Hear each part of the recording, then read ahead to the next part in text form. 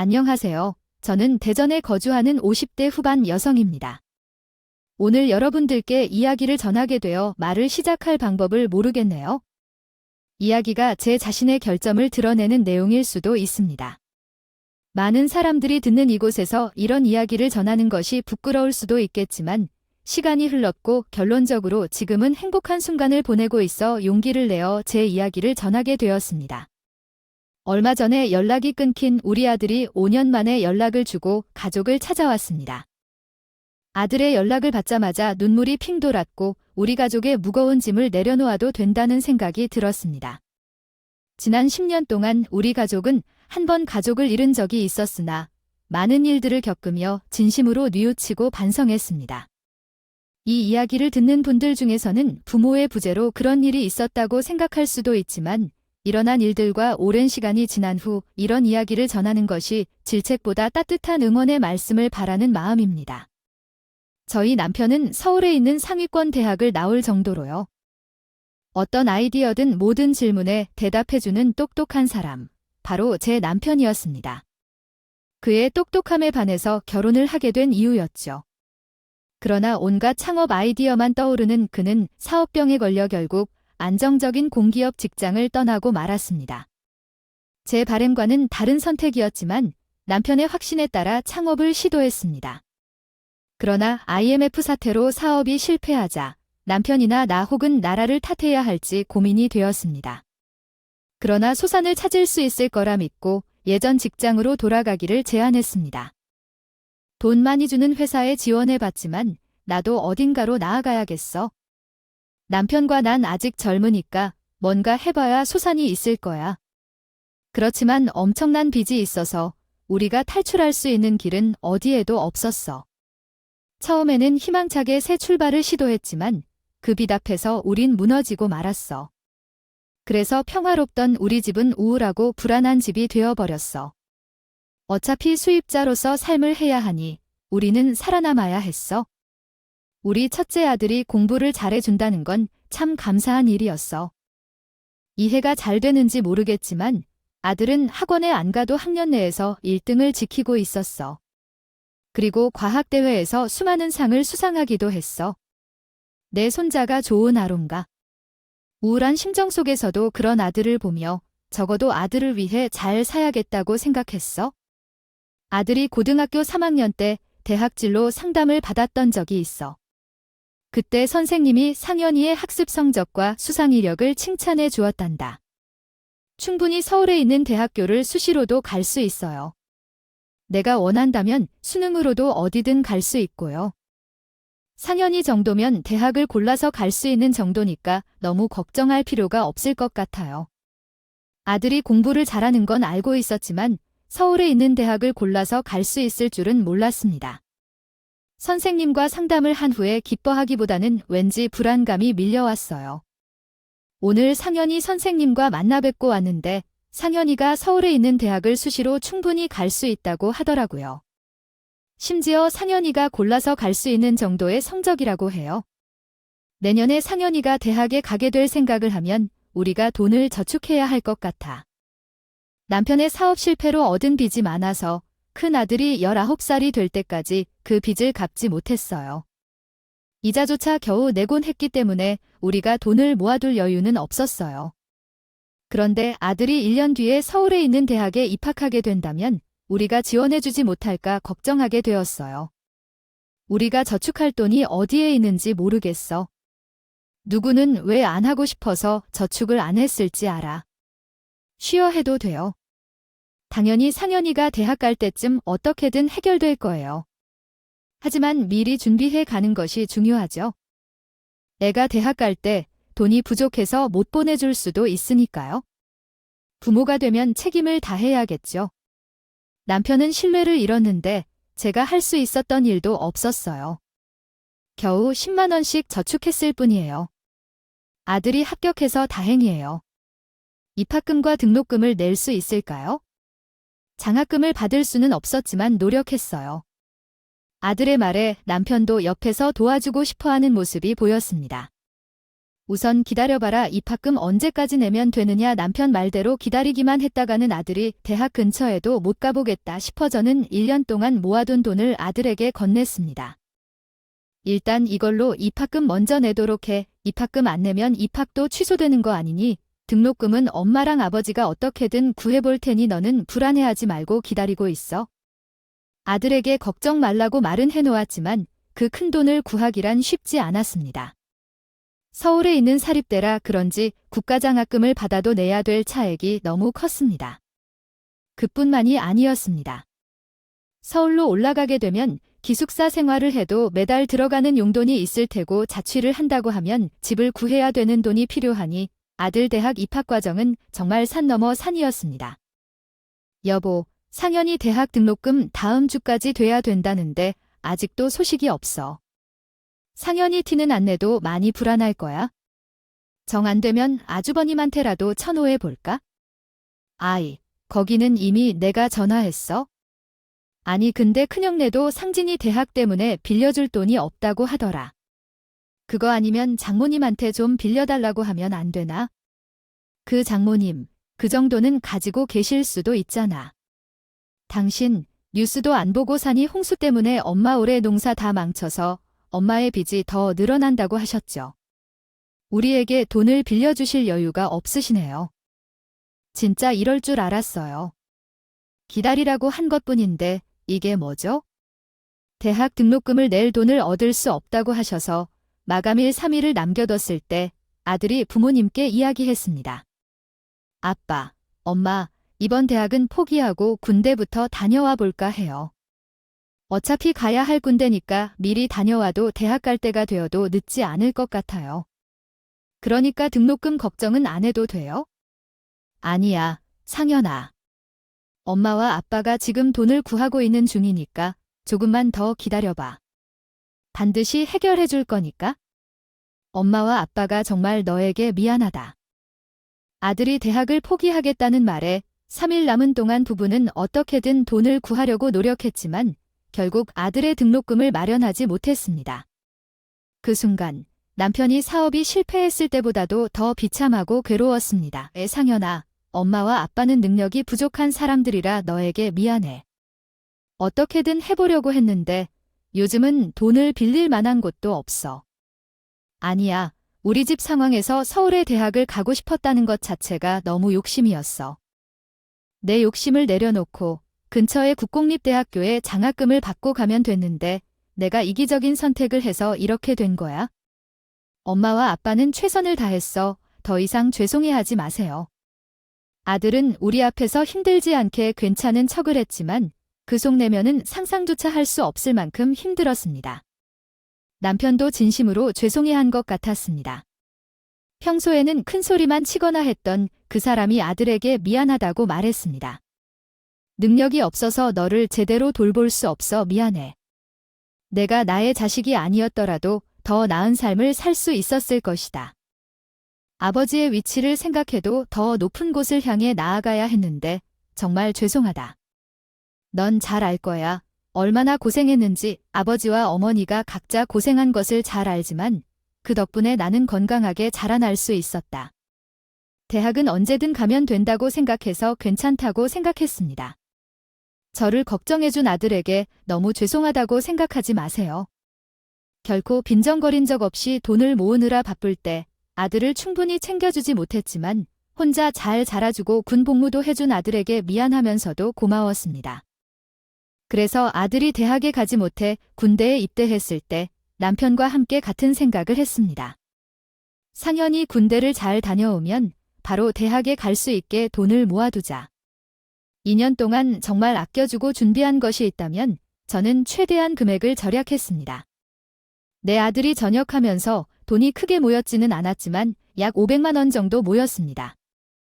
그래서 군대에서 전역한 아들에게 재수를 준비하라고 자신할 수 있었습니다. 상현아, 내년에 대학교에 퇴학이려고 준비를 해라. 내가 지금까지 혼자 공부한 거 있으니까 재수를 위해 무턱대로 다닐 필요는 없을 거야. 어머니 난 많이 군대에서 생각해봤는데 일단 대학 가는 게 아니라 돈을 취합해서 가는 게 어떨까 싶어서 나는 돈 좀 모아서 대학을 다닐 생각이야. 아버지와 어머니가 나에게 주기 위해 모아둔 돈은 조금 있어요. 적어도 한 학기 등록금을 낼 정도로 돈은 있으니까 너는 돈을 걱정 마고 대학 준비나 하도록 해. 제가 다시 재수를 준비하도록 했지만 내 아들은 자신의 방식으로 돈을 벌어가겠다고 합니다. 그리고 갑자기 호주로 가서 돈을 벌어 오겠다고 말했습니다. 호주에서 1년 동안 일하면서 놀면서 돈을 벌 수 있는 워킹 홀리데이 비자를 준다고 하는데 연장하면 최대 2년까지 머물 수 있대요. 호주는 시급이 높아서 부지런히 일한다면 1년에 1,000만 원도 금방 모을 수 있다고 하더라고요. 그래서 영어 공부도 할 겸 호주로 가서 1년 정도 지낸 뒤 돌아올 생각이라고 합니다. 상현아, 하루라도 빨리 대학에 들어가는 게 나을 것 같은데 거기 너무 고생한 것 같아서 미안하다. 취직하는데 내가 이제 안 있을지도 몰라. 무슨 계획이 있길래 그러는 거니? 남성들은 좀 늦게 일하더라도 능력만 있으면 금방 취직할 수 있다고 하잖아요. 그리고 호주에 가면 더 좋은 기회가 올 수도 있고 또 호주에서 공부를 할 수도 있어? 사람은 모르니까 먼저 가보겠어요. 우리 부모들보다 현명하고 똑똑한 아들인지라 남편과 나도 아들을 호주로 보내줄 거야. 아들을 호주로 보내줄 때 우리가 모은 돈을 그에게 줬어. 이 정도 돈으로 얼마나 살 수 있는지는 모르겠지만 굶지 마시고 잘 먹고 컸으면 좋겠어. 자주 연락하라. 뭔가 문제가 생기면 바로 한국으로 들어와. 아들이 자주 가야 할 도로를 가르쳐주지 못해 미안해. 가족 누구나 자신의 위치에서 열심히 살다 보면 반드시 좋은 날이 올 거라 믿고 싶었어. 아들이 호주에서 재미있게 지내고 있는 것 같다. 한국에 있을 때보다 더 밝은 목소리로 전화하더라고. 어려운 환경에서도 희망을 잃지 않고 열심히 살아가는 아들이 참 멋졌어. 아들이 그렇게 살아주니 우리 부모로서도 열심히 살아서 아들이 한국에 돌아왔을 때 도움이 되는 부모가 되고자 했습니다. 그런데 결국 한국에서 일이 터지고 말았습니다. 남편의 월급이 압류가 되고 말았던 것이었죠. 당신이 지능이 될 동안 왜 말을 안 했어? 설마 안 내고 있던 돈이 있었던 아니, 우리 적어도 이자는 밀리지 말자고 했잖아. 그렇게 고생해서 돈 벌어놓고 왜 압류가 들어와? 잠깐 돈 쓸 때가 있어서 몇 달 동안 이자를 못 냈더니 이 자식들이 그새를 못 참고 압류를 넣어버리네. 나도 이럴 줄 몰랐지? 당신 미쳤어. 대학 등록금 낼 돈 없어서 대학 포기하고 군대 갔다가 호주에 일하러 간 상현이 생각은 안 해. 상현이한테 미안해서라도 똑바로 살아야지. 당신이 이러고도 아버지라 할 수 있어? 나중에 상현이 얼굴을 어떻게 보려고 그래? 남편은 저 몰래 돈을 빼돌려 허튼 데 쓴 듯 했습니다. 그 덕분에 남편은 보기 좋게 월급 압류를 당하고 말았던 것이었죠. 당시 둘째 딸이 고등학생이었는데 예체능 계열로 대학 진학을 희망하고 있던 터라 입시 학원을 보내주고 있었던 때였습니다. 없는 사정이기는 했지만 생활비를 어떻게든 쥐어짜 안에서 보내주고 있던 참이었는데 그걸 알면서도 남편은 자기살이 사역을 채운다고. 결국 사고가 있었던 것이었죠. 아들이 호주에 있었는데 어머니가 아들의 귀에 월급 압류 소식이 들었다는 전화를 받았어요. 상미 학원비도 만만치 않을 텐데 어머니는 걱정스러워하지만 아들은 도와주겠다고 말했어요. 너한테 누가 그 소식을 전했니? 너는 여기 일에 신경 쓰지 말고 받은 돈을 사용하라고 조언을 해주었대요. 엄마와 아빠는 추가로 주말이나 밤에 할 수 있는 일을 찾아보면 된다고 했어요. 너무 무리하지 말고 우리가 해결해 줄 수 있어? 나이도 있으신데 무리하지 마세요. 나에게 도울 일이 있으면 받아주세요. 거절하지 마요. 제가 도울 수 없는 상황이면 못 도울 거예요. 아들에게 매달 생활비를 보내는데 처음으로 돈이 들어온 날 남편을 때려 죽이고 싶은 마음이 들었어요. 당신 때문에 호주에서 힘들게 살고 있는 아들이 우리를 원망하고 있지 않을까요? 우리가 대학은 못 보내줬다 해도 부모로서 못 해준 게 뭐가 있어요? 저는 모든 것을 다 해줬다고 생각해. 지금 상현이가 도움을 받고 있겠지만 내가 나중에 잘 되면 2배로 갚아줄 테니 바가지를 그만 끼세요. 사업 실패 후 제자리 걸음을 하는 당신, 어떻게 성공할 수 있을지 나는 원하지 않는다. 제발 사고나 혹은 치사를 맙시다. 남편과 20년을 살았지만 남편은 똑똑한 것이 아니라 어리석음을 깨닫게 되었습니다. 남편이 제게 바가지를 깔지 말라고 했지만 그의 어리석은 행동을 막기 위해 잔소리를 해왔습니다. 그러나 남편은 더 이상 나의 잔소리를 듣고 싶지 않는 것인지 아니면 조금이나마 정신을 차린 것인지 대리운전 일을 시작하였다. 나 또한 더 일을 구하게 되었고 아들에게 생활비를 보내지 말라고 말하려 했을 때 어머님이 호주에서 등록금을 지원해준다는 연락을 받았다. 이에 놀라며 아들에게 전화를 걸었다. 상현아, 비자가 곧 만료되어 한국으로 돌아와야 하는데 왜 호주에서 한 번 더 연장하고 싶은 것이냐? 그리고 혹시 상미대학의 등록금이 높다면 부모님께서 힘들어하지 말라고 예정이다. 아들은 대답했다. 이래저래 힘이 들기 때문에 너가 매달 보내주는 생활비로도 충분히 힘들 것 같다고 하는데 저희 아들이 호주에서의 생활에 대해 생각하며 운명이 얽힌 듯한 느낌이 듭니다. 저희 아들은 상미 등록금을 위해 돈을 보내주겠다고 말했지만 저희 부모님을 죄인 취급하거나 호주에서 돈을 받고 더 있겠다는 생각이라면 차라리 한국으로 돌아오라고 말하고 싶습니다. 저는 조금씩 모은 돈으로 도와줄 수 있어요. 아들의 상황을 생각하며 전화를 통해 울고 많이 놀랐어요. 호주에서는 일하다 몸무게가 10kg나 빠져버린 것 같아요. 아들은 앞에서는 밝은 모습을 보여주려 노력하면서도 실제로는 어려운 상황에 처해 있던 것 같아서 마음이 아플 뿐입니다. 상현아, 다음 달부터는 생활비를 보내지 마세요. 상미는 동생이지만 오빠로서 등록금 한 번 도와줄 수 있지만 가정을 지탱해야 하는 엄마와 아빠가 해야 할 일을 대신하지 마세요. 현재 부모님은 투잡을 하며 자리를 다시 잡으려고 노력하고 있는데 생활비를 보내주시면 안 됩니다. 미래를 위해 어떤 일이 벌어지더라도 집에 돈을 보내지 마세요. 엄마의 말을 알아들었나요? 몇 번이고 강조했지만 이후 아들은 집으로 돈을 보내지 않았습니다. 저희 아들이 제 말을 따를지 걱정되었는데 다행스러운 일이 아들이 제 말을 들어주어 변하지 않았기에 항상 감사하게 생각합니다. 더 이상 아들의 삶에 방해가 되는 부모가 되지 않기를 원했지만 운명이 뒤얽힌 듯한 느낌이 드는 것 같습니다.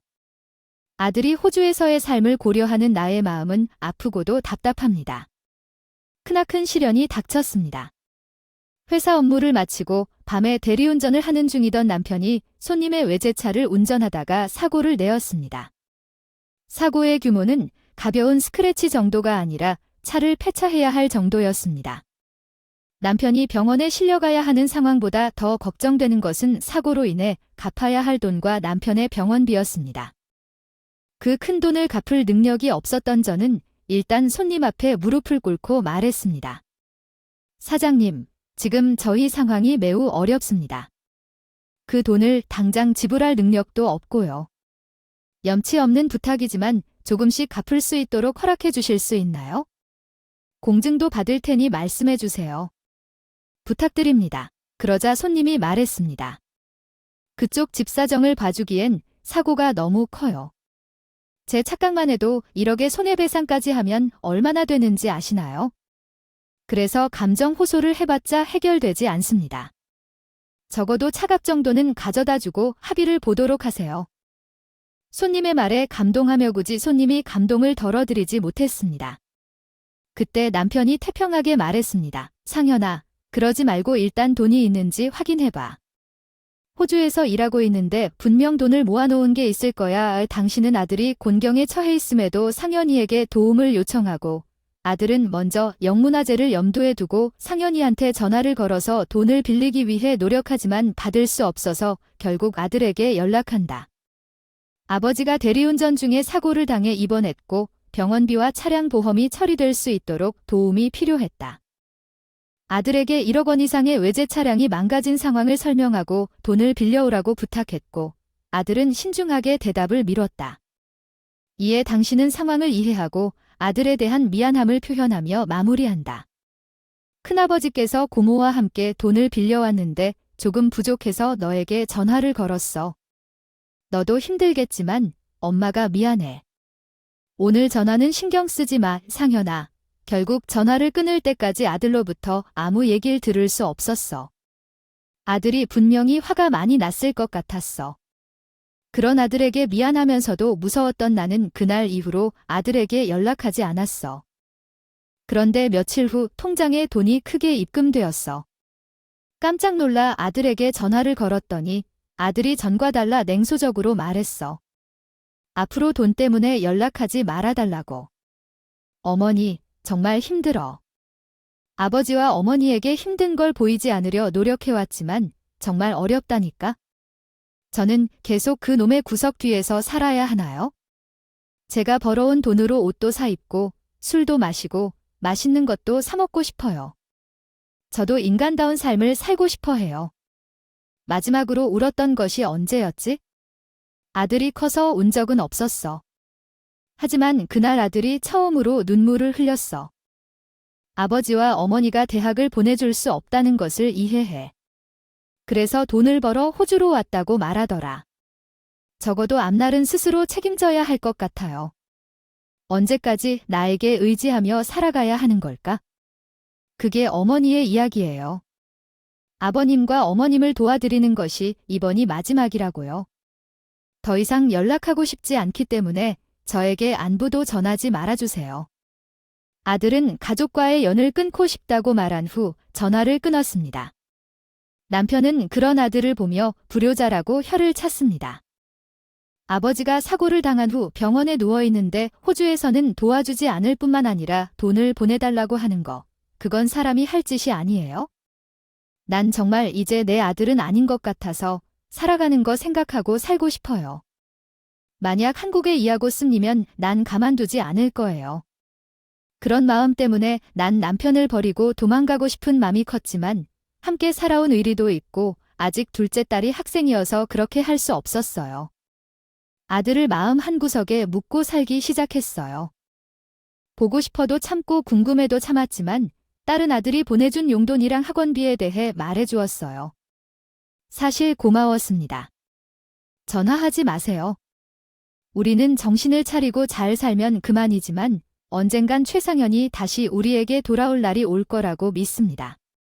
비록 현재 아들이 우리와 연락을 끊고 살고 있지만 그래도 언젠가는 다시 우리 품으로 돌아올 거라고 믿습니다. 그래서 제가 의심하지 않았습니다. 그리고 아들이 호주로 떠난 지 3년 후 아들은 차가운 시체가 되어 우리 품으로 돌아왔습니다. 최상현 씨가 호주에서 새벽에 일을 하다가 사고로 사망하셨다는 소식을 듣고 저희는 충격을 받았습니다. 우리는 시신을 찾아봤지만 발견되지 않았습니다. 그때 갑자기 호주 대사관에서 우리 집으로 전화가 왔습니다. 아들이 새벽에 일을 하다가 사고로 사망했다고 말이에요. 처음에는 누가 장난을 치는 건가 싶었습니다. 아들이 죽은 사실을 도저히 믿을 수 없어서 호주로 가겠다고 말했습니다. 아들이 죽었다니 제 눈으로 직접 확인하기 전까지는 믿을 수 없어요. 거기는 어딘가요? 제가 지금 호주로 갈게요. 하지만 대사관 측에서는 오는 것이 소용없다고 했습니다. 어둠이 짙은 곳에서 일하다가 죽은 거라던데 그곳은 일반인이 가면 위험한 곳이라고 했습니다. 우리는 돈도 없고 백도 없어서 마지막으로 아들의 사망을 받아들이는 수밖에 없었습니다. 아들의 죽음을 받아들이게 된 우리는 아들의 영정만 있는 장례식을 치르게 되었습니다. 아들이 저 때문에 죽은 것 같아 죄책감에 정신을 차리기 힘들었습니다. 남편도 마찬가지 생각인지 아무것도 못하고 앉아 있더군요. 그때 처음 보는 젊은 여자가 장례식장에 들어왔습니다.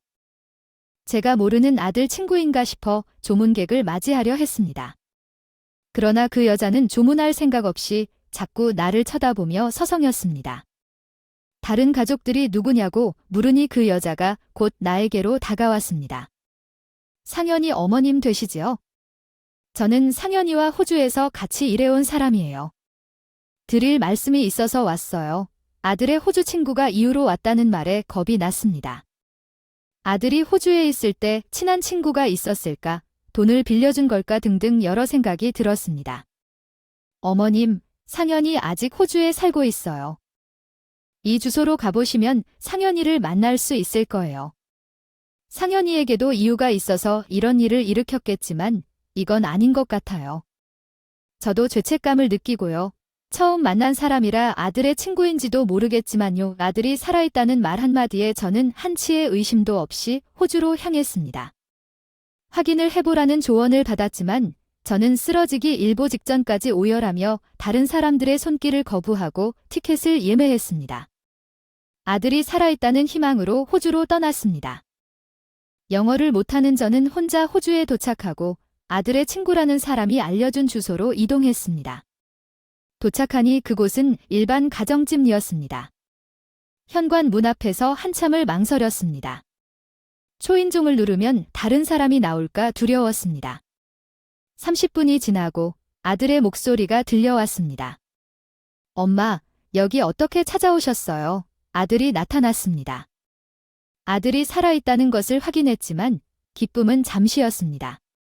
아들과 함께 아기와 젊은 여자가 있었습니다. 제 아들은 어떻게 생존했는지 물었지만 아들은 입을 다물고 서 있었습니다. 그때 젊은 여자가 저를 안으로 안내해 주었습니다. 거실에 앉아있는 나는 아들이 말을 시작하기를 기다렸다. 어머니 죄송해요. 어디서부터 어떻게 설명을 해야 할지 모르겠어요. 잠시만 기다려주세요. 아들은 혼란스러운 표정이었다. 일단 친구가 누군지부터 설명하면 그 친구는 호주에서 만나 결혼한 제 아내예요. 그리고 아까 안고 있던 아기는 제 아들이고요. 이제서야 말씀드리게 되어서 죄송합니다. 어머니, 아들이라고 상현이네 아들이란 말이야. 언제 나왔는데? 그건 그렇긴 해도 애도 낳고 아들도 얻으니 저도 제 삶을 살아야 할 것 같아서 그랬어요. 한국에 있는 가족들과 연락하다가 여기서 못 챙기게 될까봐 겁을 냈었어요. 아들이 눈물을 흘렸다. 긴 설명 없었지만 아들의 말은 단번에 이해되었다. 그래서 더는 아들을 따지지 않았다. 아버지 어머니와 연락 끊고 지내기는 했지만 돈이 필요한 순간엔 다시 연락해서 돈을 달라고 해올 거라고 생각했어요. 그러면 두 분을 위해 돈 없이 구해다 줄 순 없는 거니까? 그렇게 겪은 일들이 실제로 있었던 것처럼 마음을 담아 다시 한번 쓰겠습니다. 너무도 되려고 했고 그것이 평생 반복될 것만 같아서 두려웠어요. 엄마가 미안하다고 생각했어요. 당신이 힘든 줄 안다면서도 우리는 당신 이외에 도움을 청할 사람이 없다고 생각해서 그랬던 것 같아요. 우리가 너무 이기적이었어요. 엄마야, 미안해. 나의 의지로는 아빠와 엄마와의 연을 끊을 수 없을 것 같아서 호주에 사는 친구들에게 부탁을 했어요. 제가 죽은 척을 하고 위장했어요. 제가 죽으면 아빠와 엄마는 나를 잊고 찾지 않을 것 같아요. 그렇게 되면 나는 나의 아내와 아들을 위해서만 살 수 있을 것 같았어요. 내 아들의 말을 듣자 내가 호주까지 찾아온 것도 미안해졌어요. 아들이 원래 생각대로 살아있다면 좋았을 텐데 아들이 죽은 척을 하는 나를 생각하니까 말이죠. 그런데 알고 보니 아들의 장례식장을 찾아온 사람은 아들의 친구이자 처형이었어요. 아들이 죽은 척을 하려고 자작극을 준비할 때 말린 사람이 바로 아들의 처형이라고 하더라고요. 아들을 말릴 수 없었던 처형이 결국 나를 찾아와 아들이 살아있다는 사실을 알려준 거였어요. 자신의 여동생도 공범이고 언니였던 아들의 처형이 자신이 죄책감을 느끼고 있던 것 같았어요. 성현아, 엄마한테 미안해 할 필요 없어. 내가 어찌해서 이런 일을 겪겠어? 엄마는 우리 아들이 살아있다는 사실만 확인한 걸로 충분해. 우리에게 미안해하지 않고 죄책감 가지지 않고 아내와 아기와 잘 지내렴. 엄마가 한국으로 돌아가면 앞으로도 우리 아들이 죽었다고 생각할게. 나는 다시 한국으로 돌아가기로 결정했다. 남편에게 내 마음을 전하고 신중하게 이사를 준비했다. 여행은 멋진 시작과 끝을 만들어줄 것이다. 당신은 다음 챕터에서 어떤 도전에 직면하든 강인하게 서서히 시작할 것이다. 자식을 지나치게 사랑하는 것도 문제이지만 아이를 잊고 사는 것 또한 문제입니다. 5년 만에 아들을 만난 것은 마치 그동안 잊고 살았던 것이 밥 먹듯이 당연한 일이 아니었습니다. 이전에는 어머니와 아버지를 미워해 엽기적인 행동을 한 아들이 이제는 그곳에서 떠난 죄라는 사실을 인정하고 있습니다. 어머니와 아버지를 위한 자구를 마련하고 갖다주는 아들의 모습을 보며 그동안의 행동을 후회하고 있었습니다. 그는 자신의 일을 잘 해내고 부모님이 자랑스럽게 생각할 만한 사업가가 되었습니다. 아들이 잘 성공해내지 못했어도 그때 돌아와서 용서를 청해 주었다면 부모님은 충분히 기쁘실 것입니다. 어떻게든 아들을 잊지는 않았다고 생각했고 마침내 아들은 자신이 모아놓은 돈을 가족에게 돌려줬습니다. 아들을 잊고 살았다고 말하는 것은 사실이 아닙니다. 아들을 항상 마음속으로 기억해둔 것입니다. 부디 가족들과 행복한 시간을 보내길 바랍니다.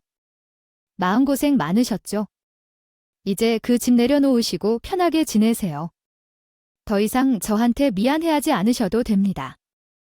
아들의 말 한마디에 남편과 저는 그제야 마음의 짐을 내려놓을 수 있었습니다. 하지만 그러면서도 저희는 경각심을 잃지 않았습니다. 상현아, 잘 살아줘서 고맙다.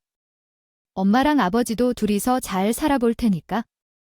너도 지금처럼 내 식구들 챙기면서 내 삶을 살도록 해. 아들이 저희를 용서하고 성공한 사업가로 다시 저희 곁으로 돌아와 주었지만 남편과 저는 앞으로 절대 아들의 도움을 받지 않을 생각입니다. 그럴 염치가 더 남아있지 않기도 했고 이제는 다른 사람의 도움 없이도 남편과 제가 잘 살아갈 수 있는 능력이 생기기도 했기 때문이죠. 저는 지금 정말 행복합니다. 그래서 이렇게 기쁜 마음으로 저의 사연을 써서 보낼 수 있게 되기도 했고요. 사실 여러분들에게 조금 혼이 날까 무섭기도 하지만 제가 욕을 조금 먹더라도 훌륭하게 자란 제 아들 자랑도 하고 싶습니다. 저희 가족이 앞으로 더 잘 살아갈 수 있도록 많은 응원 부탁드립니다. 감사합니다.